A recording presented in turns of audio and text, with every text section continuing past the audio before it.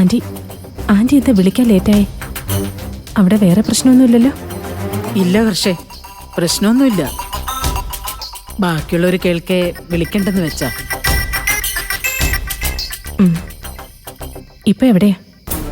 റൂമിലെത്തി കിടന്നു. സോനയും മറ്റുള്ള ഉറങ്ങിയ ശേഷം വിളിക്കുക ഞാൻ. നാളെയും കൂടി ഇങ്ങനെയൊക്കെ അങ്ങ് പോകും. അയ്യോ, വീട്ടിലേക്ക് തിരിച്ചു വന്നാലുള്ള കാര്യം ആലോചിക്കുമ്പോഴാ എനിക്ക്. ആന്റി എന്തിനെങ്കിലും പേടിക്കുന്നേ? അയാളൊന്നും ഇനി ആന്റിയെ തിരക്കി വരാൻ പോകുന്നില്ല. വന്നാൽ എന്ത് ചെയ്യും ഹർഷേ?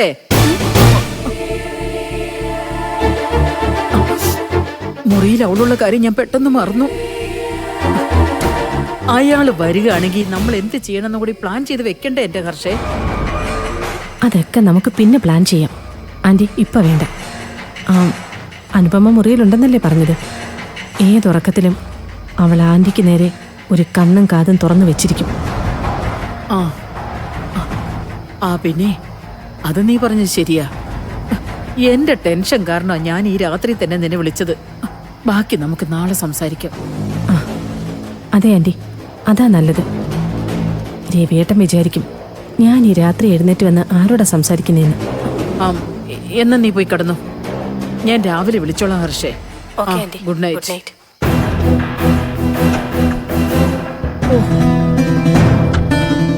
എന്റെ ഭഗവതി.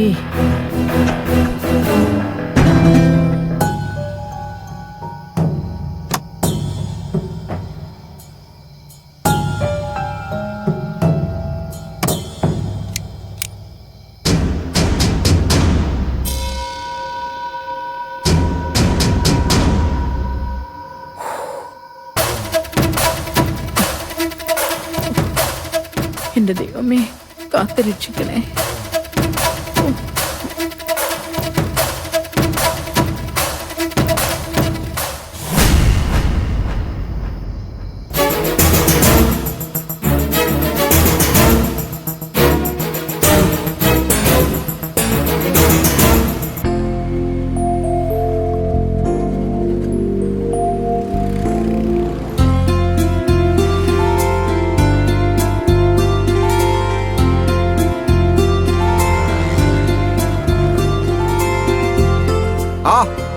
കാര്യങ്ങളൊക്കെ ഓക്കെ ആയിട്ട് വരുന്നു.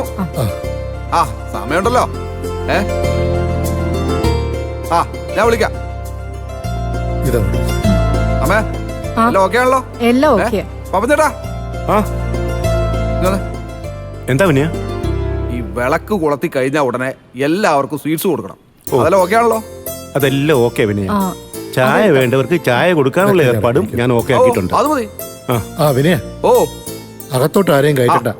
റിബൺ മുറിച്ച ശേഷം അകത്ത് കയറി വിളക്ക് കൊളുത്തിയാ മതി. ആയിക്കോട്ടെ, മുഹൂർത്തം ആവുന്നല്ലേ ഉള്ളൂ ജോത്സരെ.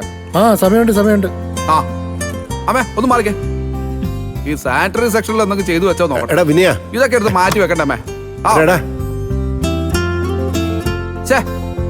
ഇവിടെയൊക്കെ ഒരു മാല പോലും തൂക്കില്ലോ ഇവന്മാര്. ഇവിടെ മാഷൊന്ന് വിളിച്ച് നോക്കണ്ടേ വിനയ? മാഷിനെയും ചീരൂനെയും ഒക്കെ ഞാൻ വിളിച്ചായിരുന്നു. അവര് ഓൺ ദ വേയാ. ആർച്ചുമോളെയും ഭദ്രമോളെയും കൊണ്ടുവരായിരുന്നടാ. നീ വേണ്ടെന്ന് പറഞ്ഞോണ്ടാ. എന്റെ അമ്മ, അവരെ കൊണ്ടുവന്നിരുന്നെങ്കിൽ അമ്മയ്ക്കും മാമനും ഇവിടെ സ്വസ്ഥമായിട്ട് നിൽക്കാൻ പറ്റുമായിരുന്നോ? അവരെ നോക്കാൻ അവിടെ സീമ ചേച്ചിയില്ലേ? പിന്നെ ചീരൂനെയും മോനെയും എങ്ങനെയെങ്കിലും വീട്ടിലേക്ക് വിളിച്ചോണ്ട് പോകാം. എന്തു വന്നാലും അവളെ പഞ്ചരത്നത്തിലേക്ക് തിരിച്ചു വിടരുത്, കേട്ടല്ലോ? അതെങ്ങനെയാടാ? ചീരി വരാതെ അവളെ പിടിച്ചു കെട്ടി കൊണ്ടുപോകാൻ പറ്റൂ? ചീരു വരും. അവളെ വീട്ടിലേക്ക് വരുത്താൻ വേണ്ടിയാ ആർച്ചയും ഭദ്രയും ഞാൻ ഇങ്ങോട്ട് കൊണ്ടുവരാതിരുന്നത്. ഇവിടെ വരെ വന്നിട്ട് ചീരു അവളുടെ പെമ്മക്കളെ കാണാതെ പോവൂ? ഇല്ലല്ലോ. അതാണ് പിന്നെ എന്റെ ബുദ്ധി. നീ എന്തോന്നടാ വിളിച്ചിട്ട് കേൾക്കുന്നില്ലേ? വന്നിട്ട് മാല വെക്കടാ. ഇവന്മാരെ ഞാനിന്ന് ഇവന്റെ കുരുട്ടു ബുദ്ധിക്ക് ഒരു കുറവുമില്ല. ഇങ്ങനെ പോയാ ഇതെവിടെ ചെന്ന് എത്തുമെന്തോ. അതിനകത്തോട് മാല പോലും തൂക്കിയിട്ടില്ല. ഉള്ള മാല മുഴുവൻ ഇവിടെയാണ് കെട്ടി തൂക്കിയിട്ടില്ല.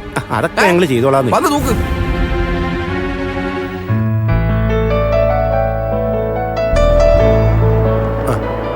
ഇതെവിടെ വെച്ചോ?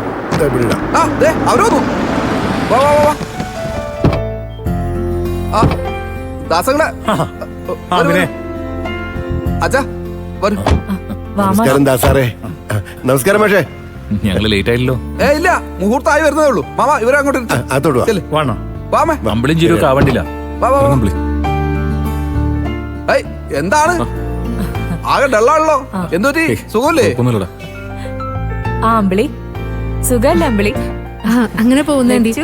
രഘുട്ട മോളൊന്ന് പിടിച്ചേ, എനിക്ക് ചീരയുടെ കയ്യിന്ന് കുഞ്ഞിനെ വാങ്ങിക്കണം. അത് ഞാൻ വാങ്ങിച്ചോളാം. മോൾ അങ്ങോട്ട് വയ്ക്കും. വാ മോനെ. ആ, നീ അവനെ അങ്ങ് കൊടുക്ക്. ആ കുഴപ്പമില്ല. എടുക്കാമേ. വാ മോനെ.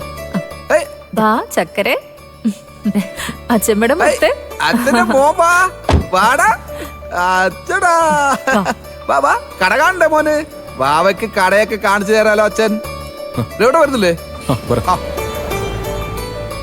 നിങ്ങളൊക്കെ നേരത്തെ ഞങ്ങൾ പിന്നെ ഇതിനോടൊപ്പം തന്നെ വാവേ. അകത്ത് സ്പേസ് ഒക്കെ ഉണ്ടോ? ദാ, എന്നിട്ട് പിന്നെ കുറച്ച് ഒരുക്കങ്ങളൊക്കെ അച്ഛൻ ഉണ്ടായിരുന്നു. മോന്റെ പേരാണ് ഷോപ്പിൽ ഏയ്, ഇട്ടിരിക്കുന്നത്. കണ്ടാ? ചക്കരെ. വിജയ്. അച്ഛന്റെ കണ്ടോ? വിജയം നീ അല്ലടാ ചക്കരെ. നോക്കിയേ. അമ്മ ആർച്ചമോളും ഭദ്രമോളും എവിടെ? അവരെ കൊണ്ടുവന്നില്ല മോളെ. അതെന്താ? അവര് ഈ ചടങ്ങിന് വേണ്ടേ? അവരെ നോക്കാൻ ആരുണ്ട്? എന്താമ്മേ? എന്തേ? ആർച്ചമോളെയും ഭദ്രമോളെയും കുറിച്ച് ചോദിക്കായിരുന്നു. അവരെ നോക്കാൻ അവിടെ സീമ ചേച്ചി ഇല്ലേ? അവരും മക്കളും നല്ല കമ്പനിയാ. അവര് നല്ല ഹാപ്പി ആയിട്ട് അവിടെ ഇരുന്നോളൂ. വാ, വിളക്ക് കൊടുത്ത സമയായി. രഘുട്ട വാ. വാ മോളെ. അച്ഛാ